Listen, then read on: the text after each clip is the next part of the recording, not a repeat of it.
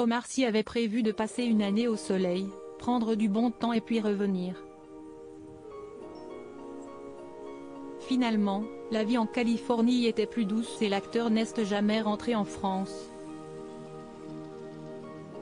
En 2012, la star de la série Lupin, sur Netflix, décide de partir sur la côte ouest américaine pour prendre du bon temps à la fin du service après-vente des émissions.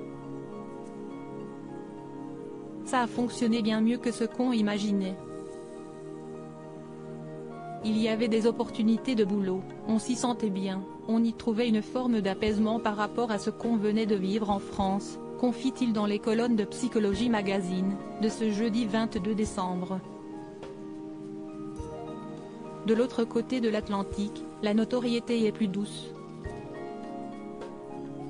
Alors qu'en France, depuis le succès d'Intouchables, elle impacte ses 5 enfants, Célie, 21 ans, Saba, 19 ans, Tidiane, 16 ans, et Aladji, 13 ans, et Amani Nour, 5 ans. Je suis passé d'Omar et Fred, Testo, note de la rédaction, à Omar Sy. Je me suis demandé ce que j'allais pouvoir faire de ce nouveau statut. J'ai eu besoin de protéger mes gosses. De me protéger moi. Alors, j'ai mis de la distance, confie le comédien.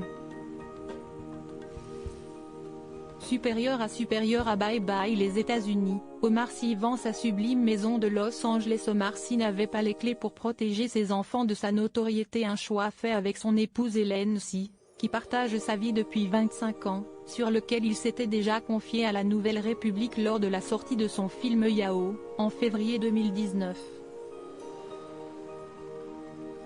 C'était surtout pour que mes enfants puissent grandir avec un père anonyme. Je n'avais pas les clés pour les élever et les protéger dans un pays où j'étais une personne connue, racontait l'acteur qui a joué dans X-Men, Days of Future Past. Heureux de son succès en France et aux États-Unis, il déclarait sur le plateau du 20h30 le dimanche en juin 2021, « Comment ne pas être reconnaissant de la vie quand on vit des choses pareilles ? Ayant vécu des très beaux moments, il ajoutait, il y a de très belles choses qui se sont passées. Je suis plutôt heureux. L'avenir est plein de bonnes choses. » Crédit photo, Van Stenkist Stéphane.